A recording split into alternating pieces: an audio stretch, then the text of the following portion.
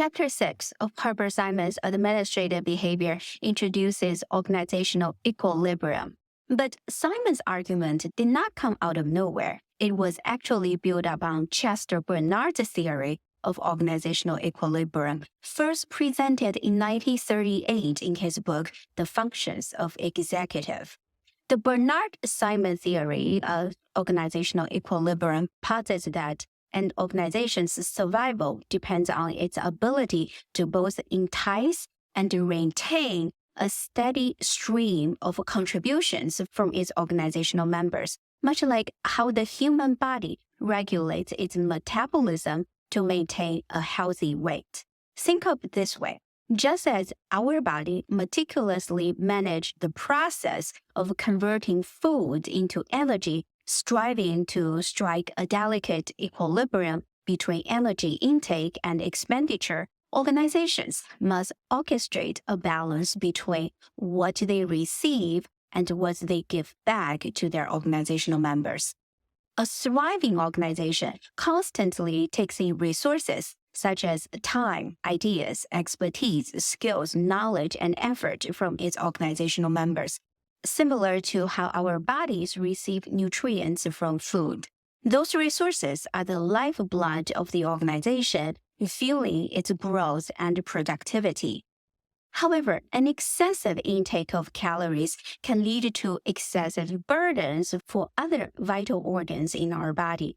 Our liver needs to work overtime to process nutrients, detoxify the blood, and produce bile, which plays an important role in digestion by breaking down fats. Meanwhile, our kidneys bear the weight of filtering waste products and excess substances from the blood to create urine, all while maintaining essential electrolyte balance and regulate blood pressure. Over time, an excessive intake of calories puts a continuous strain on the essential organs, which can have detrimental effects on our overall health. Similarly, an organization that fails to maintain the equilibrium of contributions and rewards may face dire consequences. If the inducements offered by the organization do not match or exceed the contribution of its members, it risks a breakdown in its survival. When an organization constantly adds more tasks for employees to complete, or when employees feel that their efforts are not adequately recognized or rewarded, the disruption of the organizational equilibrium leads to a decrease in motivation, decreased productivity, and even increased employee turnover. This is why an organization continually demands excessive contributions without appropriate rewards. The organization finds it challenging to maintain its talented workforce or attract new members. When we decide to join or contribute to an organization, we think about two main things. First, we consider whether it is worth joining or contributing, which is based on whether the organization gives us enough benefits or rewards for our efforts. That is, whether we consider there is a fair exchange between what we give to the organization and what we get in return. Here is how it works. First, an organization is a complex system where everyone's actions are connected. Second, we as contributors, whether employees, managers, or other stakeholders, get something back from the organization, like pay, recognition, or other rewards. Third, we'll keep contributing as long as we feel that we get back in more valuable than what we put in. This is not just about money. It can also include personal satisfaction, feeling part of a team, or making a difference. If we start to feel what we get back is less valuable than what we put in, we may think about leaving. Fourth, the organization takes what we all contribute and turns into rewards to keep us motivated. Think of our contributions as a collective pool of resources. The organization then uses this pool of resources to create incentives. So the effort I put in could end up being the reason you are motivated to contribute. And what Joe contributes could motivate me to keep giving my best.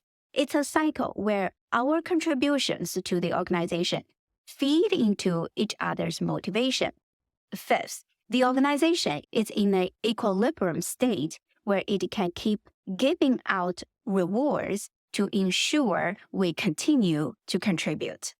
Anyone who helps the organization survive is a crucial part of this balance. If any group stops contributing or needs more to stay, the organization has to find a new balance. This means changing the rewards to keep us motivated. Let me use this illustration to explain organizational equilibrium of public agencies. We have three groups of people: governing body, employees as operative employees, and administrators. The first group, the governing body, consists of individuals who hold the power to shape policies and make key decisions in an organization. This group may take the form of a legislative body in the government structure or a school board in the context of a public education system. Elected officials who serve on the legislative body are responsible for crafting laws, developing policies, and supervising governmental operations. Likewise, a school board is tasked with setting educational policies and overseeing the operation of a school district. The governing body's role includes allocating funds and determining the objectives of the organization. Since those funds typically come from taxpayers, the use of those resources is expected to align with the electorate's priorities and interests, fulfilling the promises made during the campaigns. In exchange for their strategic and financial contributions, the governing body anticipates the successful achievement of the organization's objectives. The state of balance or equilibrium for the governing body is achieved when the organization uses its resources to operate with efficiency and effectiveness, thereby meeting the established goals. This successful operation is critical for governing body to maintain the electorate's trust and support, which is vital for the members' re-election and their ability to continue shaping policy and guiding the organization's direction. The funds and resources provided by the governing body now becomes the inducement or incentives for the second group, operative employees. The employees are the workforce accomplishing the core tasks that result in the delivery of the organization's goals. They invest their time, abilities, specialized knowledge, and professional expertise. In exchange for those contributions, they pursue adequate compensation and conducive work environment and chances for both personal growth and career advancement. In the context of a public school system, teachers and staff represent the operative employee group. They receive funding and resources from the governing body, such as the school board, which act as incentives for their role in the organization. Teachers and staff contribute through their dedicated work, educators by teaching, and staff by maintaining school operations and supporting student services. For example, a teacher contributes by preparing lessons, grading assignments, and creating a learning environment for students using their pedagogical skills, knowledge of subject matter, and educational expertise. School staff may contribute by ensuring the school facilities are safe and functional, managing administrative tasks, or providing guidance and support for students. In return for their efforts, the employees seek fair compensation in the form of salaries and benefits, a supportive and safe work environment, recognition and respect for their profession, satisfaction from their work, and opportunities for ongoing professional development, such as attending workshops or pursuing further education. Equilibrium for the employees is achieved when they feel their contributions are valued and adequately rewarded. This includes not only financial compensation, but also a work environment that supports their professional growth and acknowledges their impact on students' success.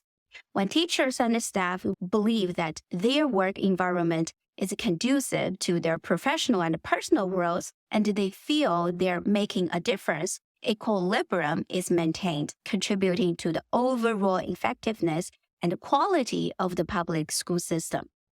One thing I'd like to point out here is that each employee may have different personal goals that they seek to achieve through their employment. We can look at personal goals through three fundamental human needs: need for power, need for achievement, and the need for social affiliation. The need for power reflects a desire to influence or control others and the environment, which can manifest as leadership aspirations or a drive to ascend to positions of authority in an organization. The need for achievement drives employees to set challenging goals and take pride in achieving them, striving for excellence and often seeking roles that allow for measurable successes. And the need for social affiliation emphasizes the importance of relationship and belonging, driving individuals to seek out teamwork opportunities, collaborative projects, or roles that facilitate interpersonal connections. In organizations, we also have employees who are highly mobile. They are employees who quickly ascend the career ladder. If their rise through the ranks comes from their outstanding skills, knowledge, and efforts, this can have a positive impact on other employees' basic needs by serving as a source of inspiration and motivation. It demonstrates that the organization values those traits, which can encourage others to develop their competencies, creating a culture of achievement and potentially increasing overall performance. This kind of mobility can strengthen the organizational equilibrium by aligning personal goals with the organizational goals. However, if highly mobile employees rise through the ranks comes from taking advantage of their teammates, pleasing their supervisors, but mistreating their subordinates and coworkers, the impact on other employees' basic needs and organizational equilibrium can be significantly negative. Their promotion may undermine the need for social affiliation as the trust in the team is eroded. It can also undermine the need for achievement among other employees who may feel that their genuine efforts, skills, and expertise are overlooked in favor of political maneuvering. This can lead to toxic work environment, decreased morale, and increased turnover, which disrupts the organizational equilibrium.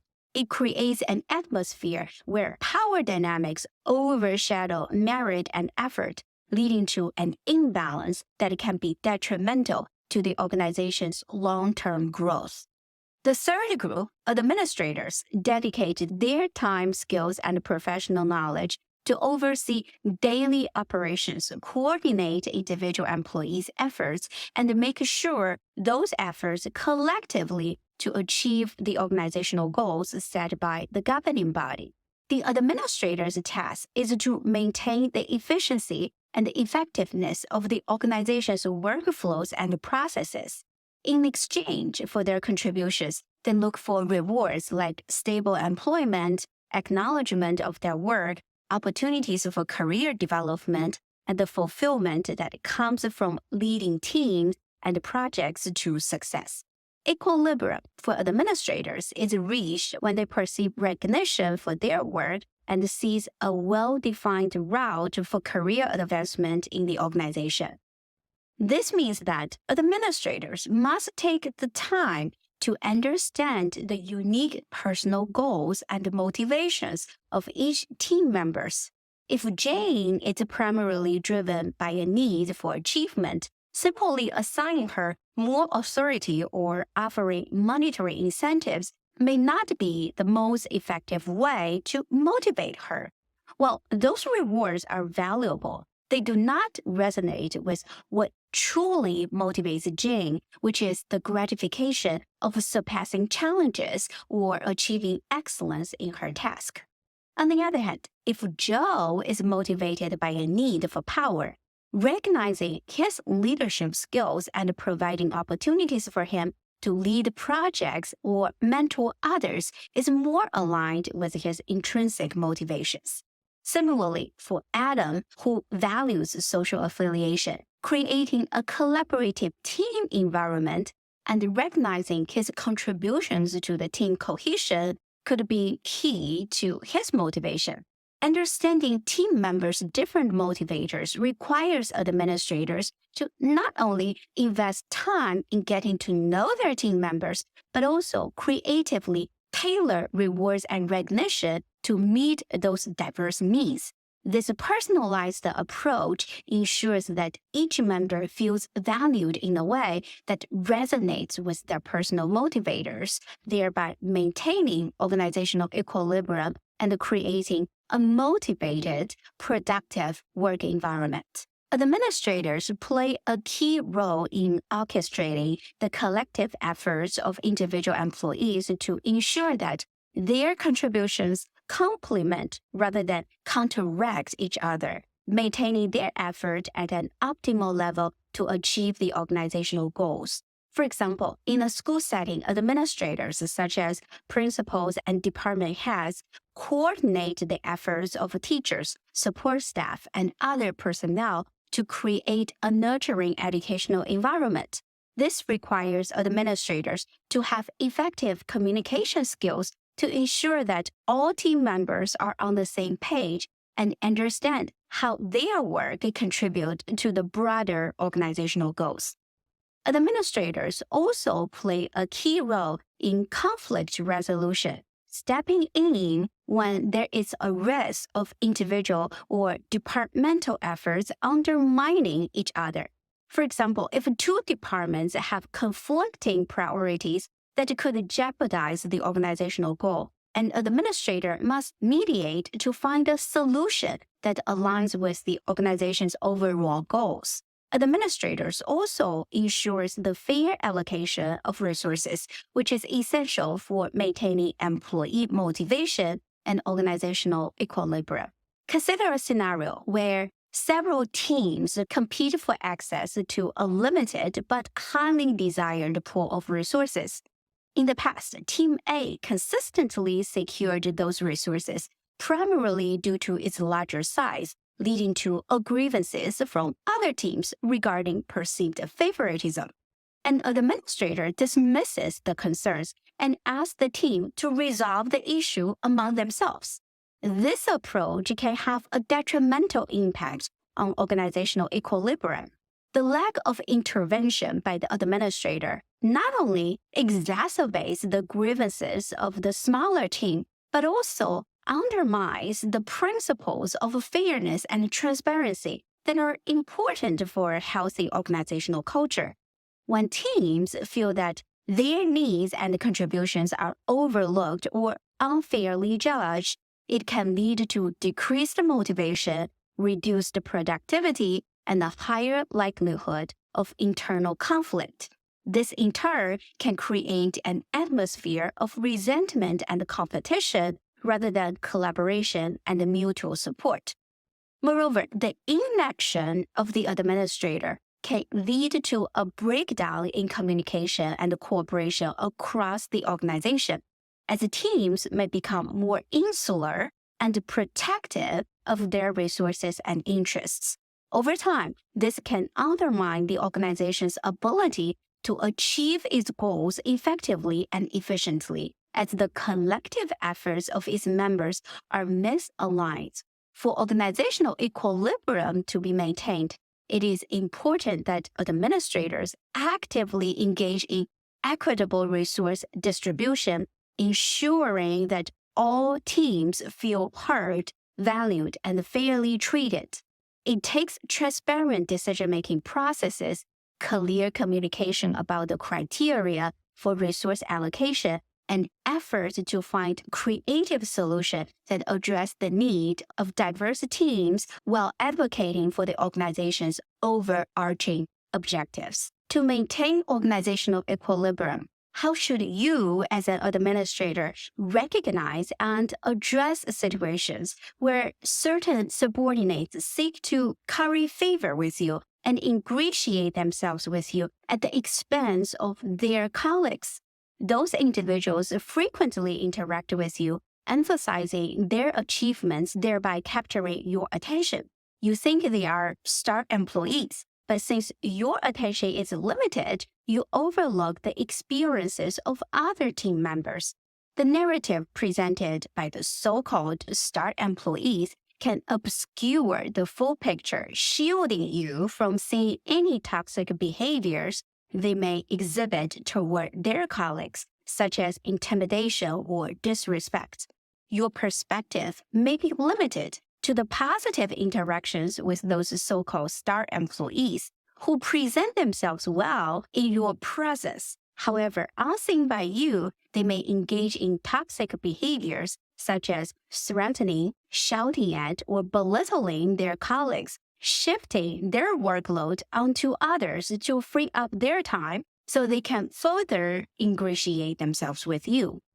What's worse, the preferential relationship between you and those star employees can also create an atmosphere where other employees feel silenced, hesitant to voice their concerns or share their perspectives, thereby creating a barrier to open communication.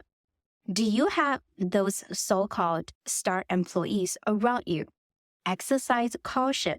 For them, you are just a stepping stone for their career advancement. And if you were not in a position of authority, they may treat you poorly too. As an administrator, if you do not diversify your interactions with other team members and have different feedback mechanisms, you will be left with a demotivated team. Meanwhile, those star employees get promoted with the help of your recommendation and endorsement, move on to assume more influential roles. In this video, I introduced organizational equilibrium, the give and take that sustains an organization's heartbeat.